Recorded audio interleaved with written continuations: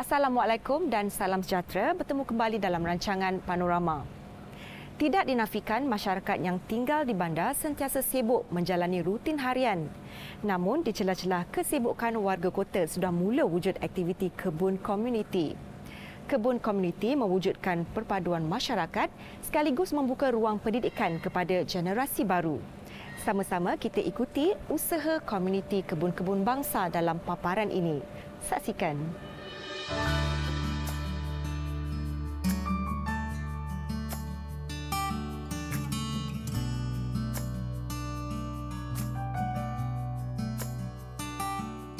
Kebun komuniti berkonsepkan pertanian bandar atau urban farming banyak menyumbang terhadap aspek sosial, ekonomi dan impak kesihatan penduduk. Ia dipraktikkan hampir seluruh dunia bermula pada awal kurun ke-19 di mana kerajaan British memperuntukkan tanah kepada rakyat yang kurang berkemampuan untuk menanam sayur-sayuran dan bunga. Terletak di lorong bukit pantai, Bangsa Kuala Lumpur, kebun-kebun bangsa merupakan antara program kebun komuniti yang sedang rancak dijalankan di seluruh negara. Siapa sangka di antara bangunan konkrit dan deretan banglo mewah di Bangsa terdapat kebun yang indah dan mendamaikan mata yang memandang. Kebun-kebun bangsa merupakan inisiatif bagi memastikan bandar metropolitan ini dipenuhi kawasan hijau di samping dapat mewujudkan aktiviti untuk komuniti setempat.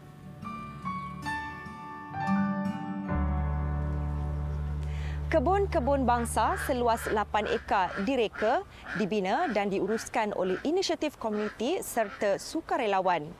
Kebun ini menarik untuk dilawati kerana pengunjung boleh menjadi sukarelawan dalam menjalankan aktiviti bercucuk tanam. Selain itu, ternakan juga melengkapkan lagi kebun-kebun bangsa ini.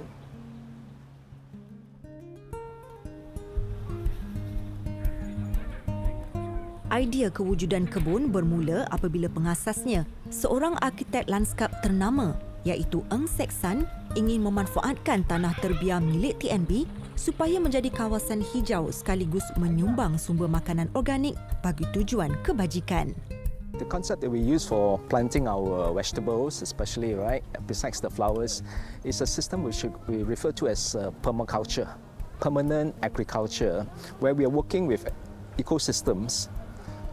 Not using, and our plants are not fertilized with artificial fertilizers or pesticides. So we are trying to increase biodiversity, trying to create a very healthy environment, water management, and then the people around this whole area, they drop compost, not compost, they are organic waste from the kitchen to us. We turn them into compost as fertilizers for our plants.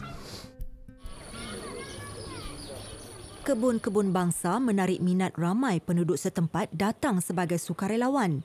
Setiap sukarelawan mempunyai tugas masing-masing seperti menyiram tanaman, menggembur tanah, membaja, merumput dan mengawal serangga perosak.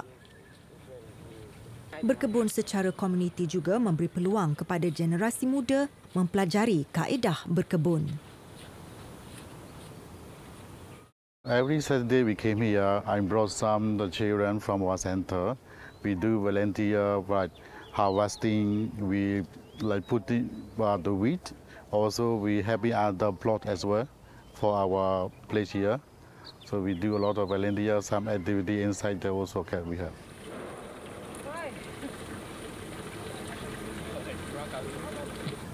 We have a few hundred volunteers here on a rotating basis. So every weekend in the mornings, we will have sessions for the volunteers.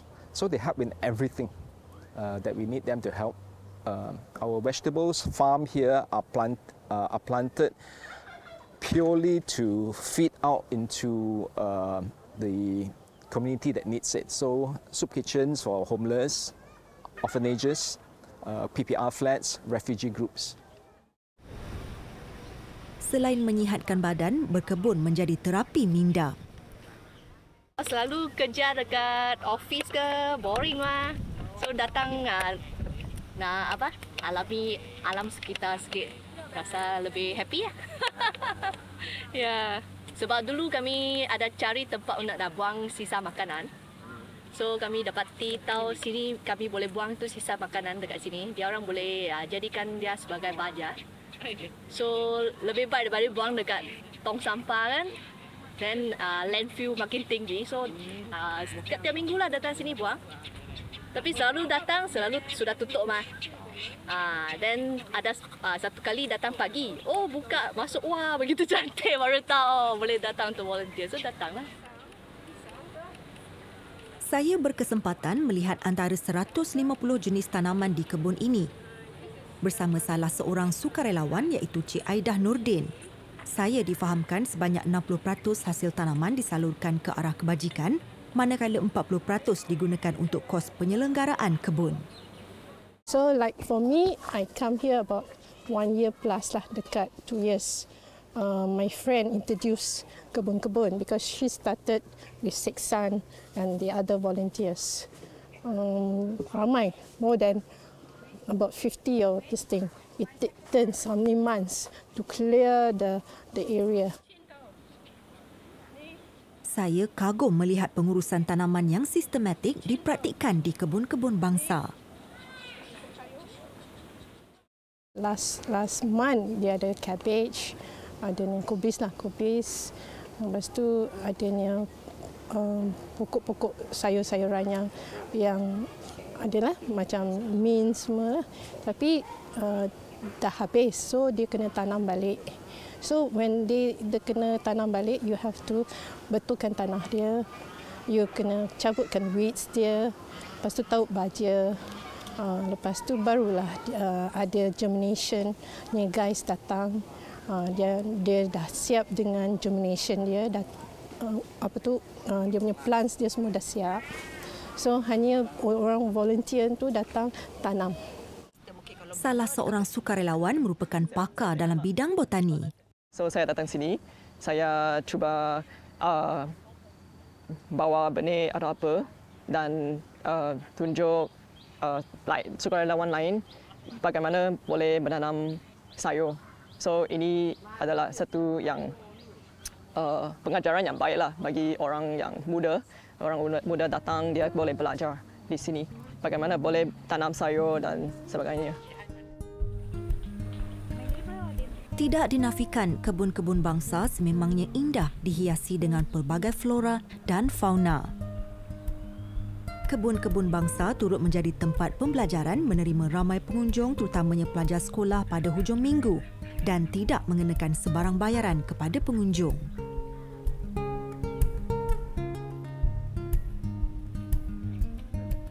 Peranan kebun-kebun bangsa ialah mendedahkan ilmu pertanian dan menyemai rasa cintakan alam hijau kepada generasi muda yang semakin kurang mengenali tanaman, apatah lagi kerja bertani. Setiap inci tanah seluas 8 ekar ini dimanfaatkan dengan pelbagai jenis tanaman. Kebun ini juga menggalakkan aktiviti kitar semula di mana ramai yang datang membawa sisa domestik bagi menghasilkan baja kompos atau baja organik menggunakan bahan dapur. Setiap tanaman dilabelkan supaya ia mudah dikenali bagi tujuan pembelajaran. So we are still got a lot more things to do. We have also started another kebun called Kebun Kerinci, which is maybe about 2 kilometers from here along the river banks of Sungai Klang. So the future is to keep expanding and also to encourage other people to start up things like that, and we'll assist them with knowledge, with experts, with contacts to help them to develop more kebuns like that. Semoga inisiatif kebun-kebun bangsa menjadi contoh kepada kebun bandar lain dalam menghijaukan alam sekitar sekaligus melakukan kebajikan pada komuniti.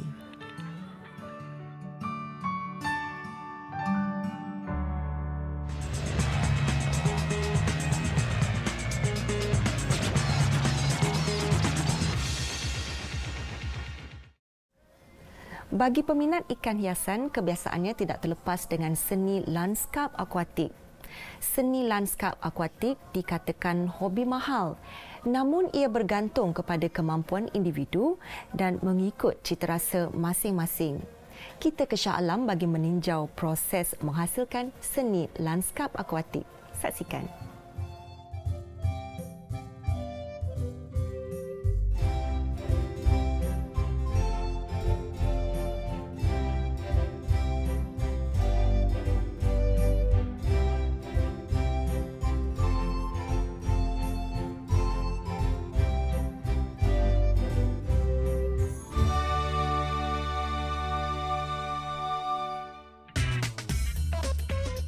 Seni lanskap bukanlah sesuatu yang asing bagi kita.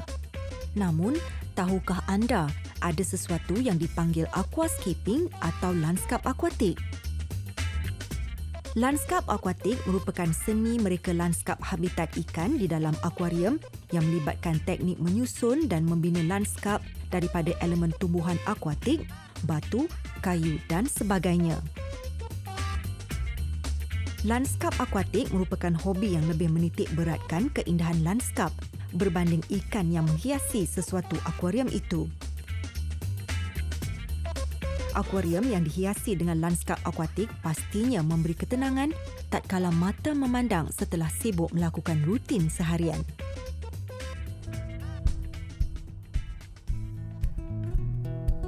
Aquascape Paradise yang beralamat nombor 32 Jalan Renang, Seksyen 13 Shah Alam merupakan sebuah syarikat yang menyedia dan membekal akuarium serta aksesori yang diperlukan bagi peminat lanskap akuatik. Saya berpeluang meninjau premis ini dan disambut mesra oleh pengurus Aquascape Paradise iaitu Encik Hairi. Menurut Encik Hairi, premis ini mula dibuka kepada orang ramai pada 29 November 2014 dan dirasmikan oleh Pengarah Perikanan Negeri Selangor pada ketika itu. Lanskap akuatik kini menjadi satu hobi yang semakin popular sejak beberapa tahun kebelakangan ini, sekaligus meningkatkan lagi bilangan pelanggan premis ini. Aquascape ialah hobi menanam pokok di dalam air supaya menjadi sebuah ekosistem di antara flora dan fauna. Bagi pelanggan yang baru menjinakkan diri dalam lanskap akuatik, pastinya berpuas hati dengan penerangan terperinci yang diberi oleh Encik Hairi. Setelah melihat pelbagai contoh akuarium, saya dibawa ke tingkat atas yang menempatkan bahan-bahan untuk mereka bentuk lanskap akuatik. Lanskap akuatik kini semakin mendapat sambutan dan permintaan yang tinggi. Ia merupakan seni kreatif di mana tumbuhan dan haiwan akuatik hidup dalam keseimbangan ekologi dalam dunia akuatik tiruan sekaligus mencapai pertumbuhan yang sihat dan mampan. Kali ini, saya berkesempatan untuk melihat seni kreatif lanskap akuatik dihasilkan. Elemen utama dalam lanskap akuatik ialah tunggul kayu dan batu-batuan yang unik. Kayu dan batu merupakan elemen semula jadi yang wujud sejak dahulu, tidak dinafikan berperanan besar dalam kehidupan. Kini, penggunaannya semakin meluas menjadi pelengkap lanskap. Ada pelbagai jenis pokok hiasan yang boleh digunakan sebagai penyeri lanskap akuarium. Semuanya bergantung kepada tema yang dipilih. Tema landscape terdiri daripada 4 iaitu Dutch style, Iwagumi, jungle dan juga biotope. So permintaan yang paling tinggi so far adalah Iwagumi, which is dia melambangkan sesebuah taman di dalam sebuah aquarium. Biasanya customer ataupun pelanggan lebih gemar benda yang tenang dan juga tidak terlalu padat lah. Tetapi juga setengah customer suka yang lebih padat dan lebih detail, banyak karakter atau banyak warna-warna di dalam aquarium. Contoh, batu ada beberapa warna, warna kelabu, oranye, merah dan sebagainya. Tetapi batu-batu tu pun ada kriteria tersendiri ataupun detail tersendiri. Setengah batu dia punya karakter ataupun dia punya detail berliku-liku ataupun kasar ataupun berlubang-lubang. Semua itu terdiri daripada customer juga. Bersama saya sekarang ialah Cik Wan, artis lanskap akuatik, dan kali ini Cik Wan akan tunjukkan bagaimana untuk melakukan lanskap bertemakan hutan. Okey, Cik Wan, apa langkah pertama kita nak buat lanskap akuatik ni? Langkah pertama, kita akan menggunakan batu-batu yang dah disediakan ni. Akan kita susun di dalam tank ni. Dan kemudian kita akan masukkan tanah dan untuk dia punya kita akan gunakan pasir untuk menyiapkan tanknya. Okey, boleh kita mulakan sekarang? Boleh. Okay. Proses pertama mereka lanskap akuatik ialah menyusun batu pelbagai saiz mengikut kreativiti di dalam tangki akuarium. Akuarium adalah rumah aquascape yang majoritinya berasaskan kaca yang terbahagi kepada akuarium kristal dan akuarium biasa.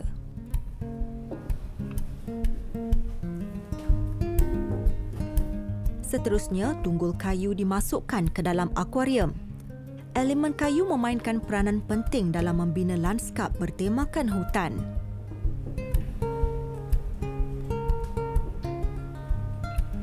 Juga macam tadi.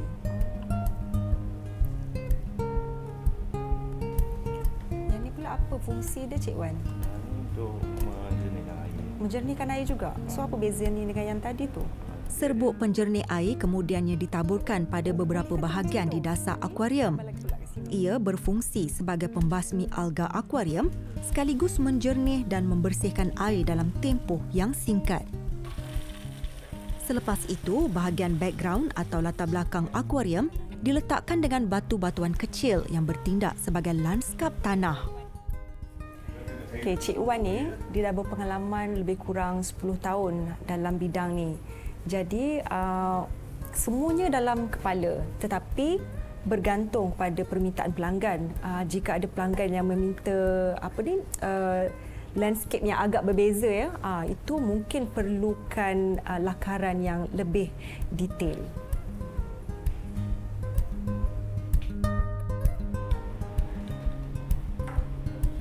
Lanskap daripada batu-batuan kecil ini dirata dan dibentuk permukaannya dengan menggunakan berus khas. Batu bersaiz sederhana pula disusun di bahagian midground atau pertengahan akuarium.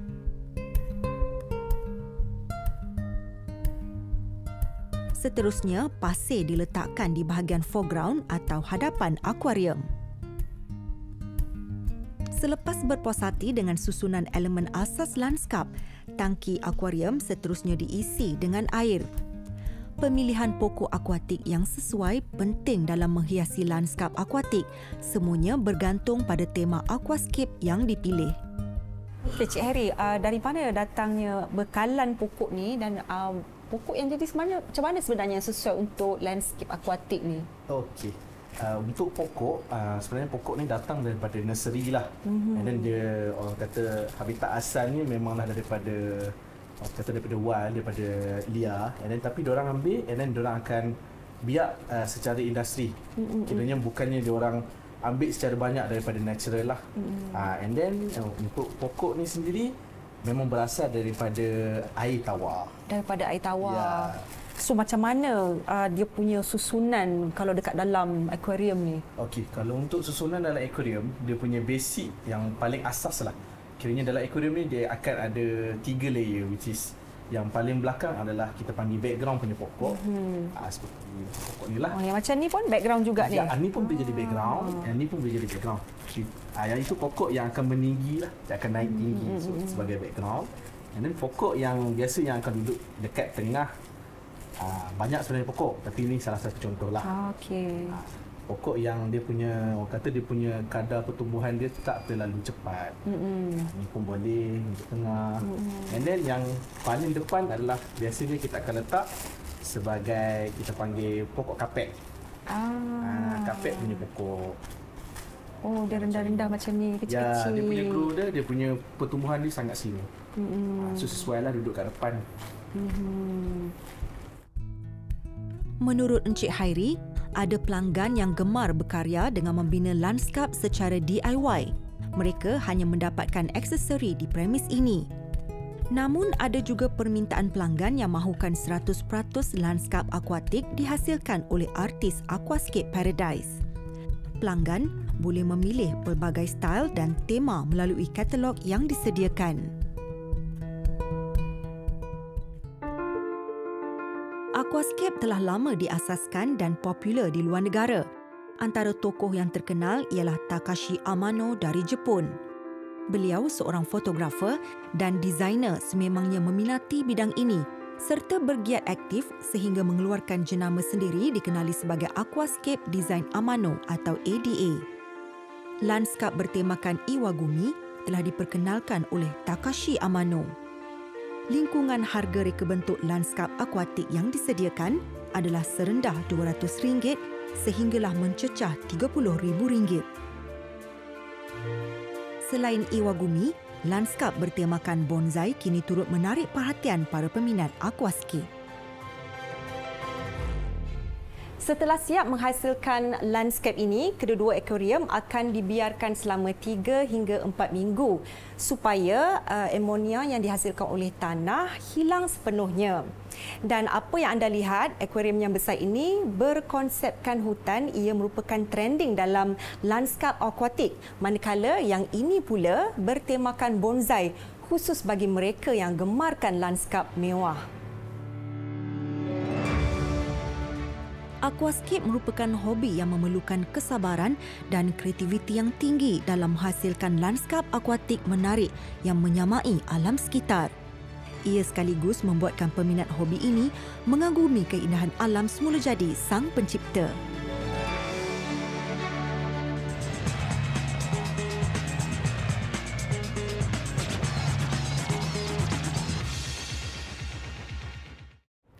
Segmen itu tadi menutup tirai panorama untuk kali ini. Jangan lupa bersama kami lagi di episod yang akan datang. Sebarang komen atau cadangan sila hantar ke Facebook atau Instagram dengan carian Panorama RTM. Saya Haslina Syamsuddin mewakili kru penerbitan Panorama mengucapkan Assalamualaikum dan jumpa lagi.